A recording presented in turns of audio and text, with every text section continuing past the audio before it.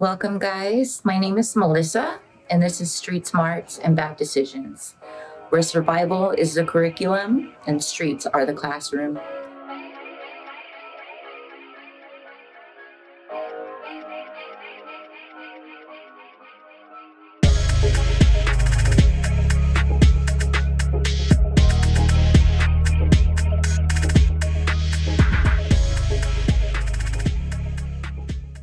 So tell me about yourself, your name, age, and how long you've been sober. My name is Melissa Morgan. I am 45 years young. I have been sober now for 6 years. What was your choice of drugs? I started off with marijuana and then moved on to basically anything that I could get my hands on, and then alcohol. Okay, what was your reason for getting sober? I had lots of reasons, but number one reason was I was just sick and tired of being sick and tired. I was just over the lifestyle of not having anything, not having a home, not having family members in my life or my kids in my life, and just basically winging it every day. It just became exhausting.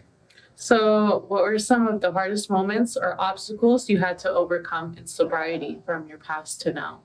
I definitely have to say accepting my worth, knowing that I am worth these great things in life, knowing that I'm not defined by my homelessness problem or drugs and alcohol and being an addict, that there's so much more to life, and I'm worthy of all of that.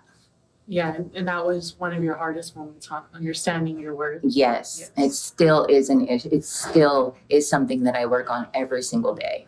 Great. So that's a good explanation because I feel like that often too. Even in my most achieving moments, I still feel like I'm undeserving of those achievements. That should be worth it. So I totally connect and resonate with what you say. So did you ever feel like you would never get out of the situations you were in? Totally. Yes, I did. And I felt like this was my life. Like this was what it was going to be, especially 12 years in. It was just like, is this ever going to be different? Am I ever going to have a home? Am I ever going to be with my family again? Am I ever going to get a job? Am I ever going to drive a car again? Am I ever going to have a license? Like the little things that people, take advantage of, were major issues. Am I going to be able to take a shower every single day? How am I going to do this? How am I going to accomplish eating? Just the simple things in life, you take advantage of. And it just really made me, question, is this my life? Is this what it's going to be forever? Right. So we're going to mention later on in like another interview where we go into more depth about your travels of like going to Hawaii and being out there. Did you ever feel like you were never going to get out of there as well? Like when you just got sick and tired of it? Yeah, it was crazy because there's something called island fever. And I was in Hawaii for 6 months and I was already getting island fever. It's like you are stuck on an island, literally, and there's no way other than a boat or a plane to get you out of there. So yeah, it definitely got old as well. You might think Hawaii, I lived on the beach in Hawaii. So it was like I lived in a tent on the beach in Hawaii. So, it wasn't, I didn't get to do the spa treatments or the hotel visits and whatnot. It was a different aspect for sure. Right. So also, was homelessness ever a result of you using? And if so, where at? Oh, yes. Homelessness is the exact reason, the exact outcome of my addiction. I had an apartment, I started using drugs, and this was like a second or third time in my life with like dabbling. And then I just ended up like losing everything in a matter of 4 months or so, something like that. Where all were you at? Like in what places around? I used to live in Wilmington. I had a little studio apartment in Wilmington and had my kids with me. And I was a certified licensed massage therapist. And I started using meth. It got like just overwhelmed with everything, paying bills, a crappy guy by my side, and just I don't know. I just like lost control of it, and I started using meth, and I lost all of that literally in like 4 or 5 months. Yeah. So what was your rock bottom, and describe what it looked like? Was that your darkest time?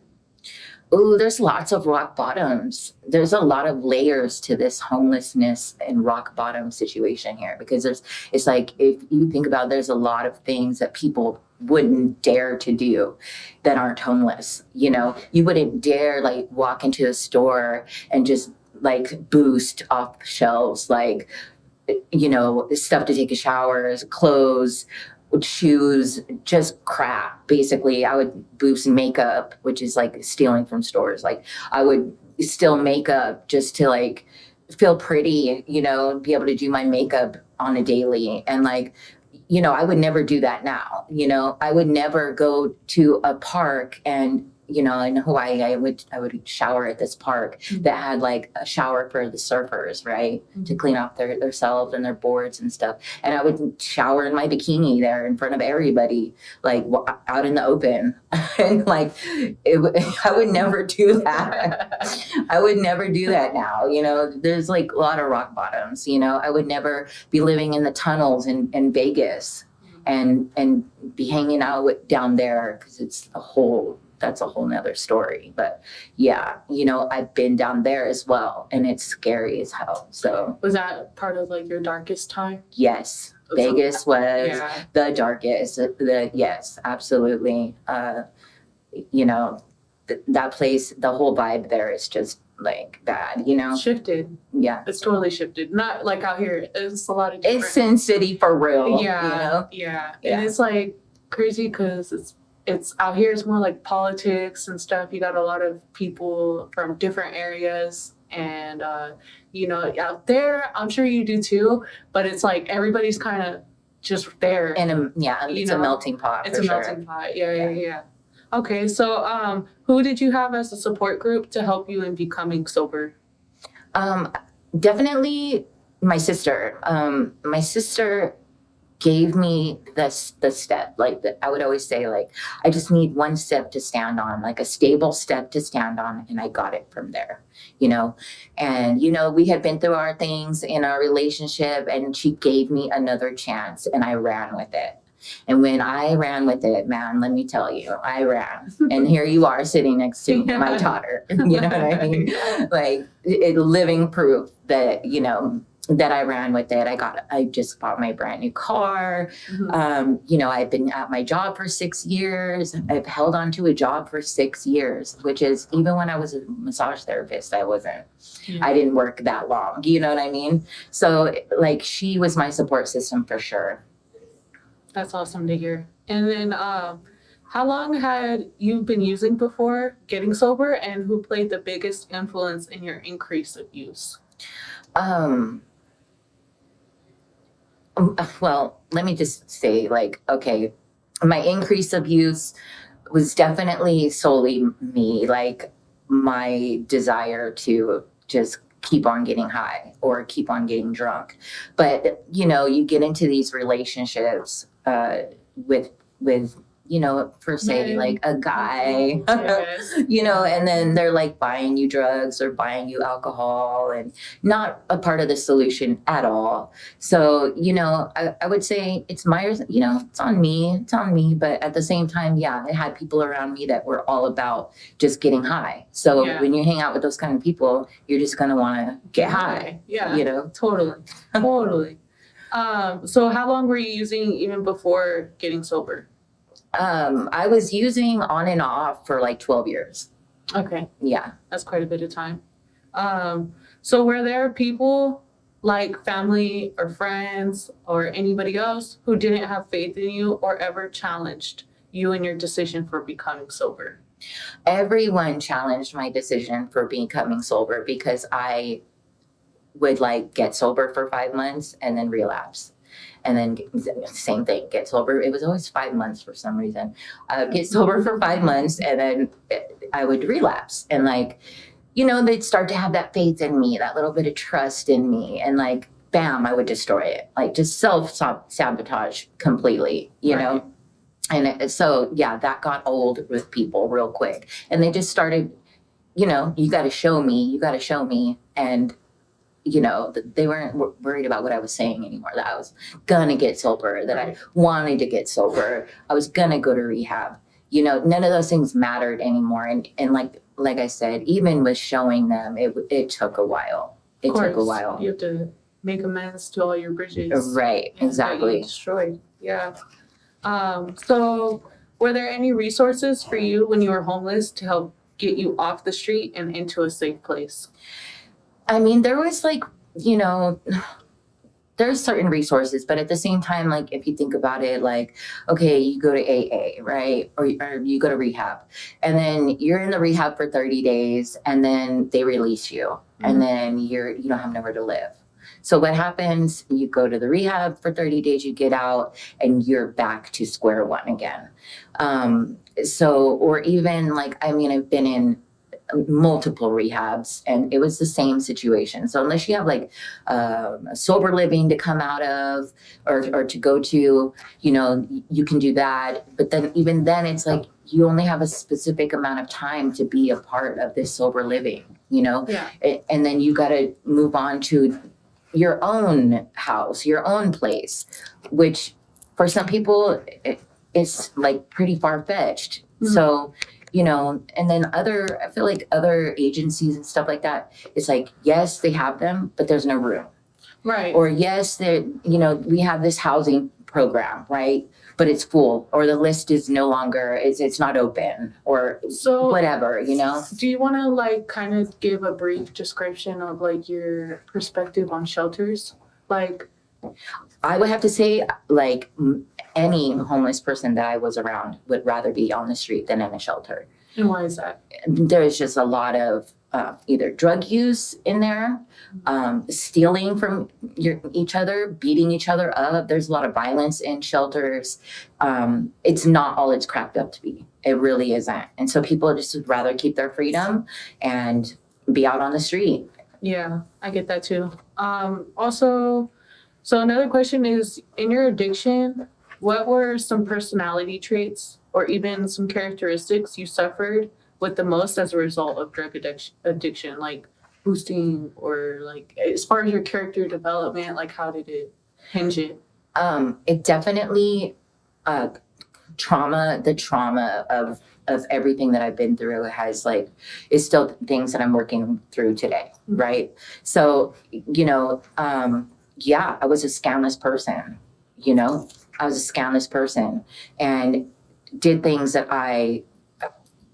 I'm definitely ashamed of today. But I have to also, how we say, like, if we didn't do these things, we wouldn't, be who we are right now, So it's kind of like, if we didn't experience these things, we wouldn't be who we are. So I can't have like no regrets to an extent, but I do though. Silently, I do have regrets though.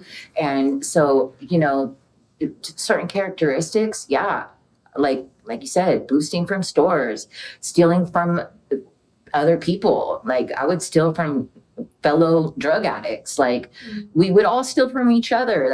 And then hang out with each other. We'd like steal each other's dope and then be like, oh, I'll help you look for it though. I didn't take it, but I'll help you look for it. Yeah. You know what I mean? Like it was vicious. Where's your lighter at? I didn't take it. Walk out right with the lighter in your pocket. Damn well you took it. Okay. So what were your triggers that caused you to want to use or drink typically? Definitely like my environment. My environment was really like unhealthy and unstable. So that was a huge factor in why I wanted to continue to use, or why I would, fall short and after that 5 months break down and use again or drink again.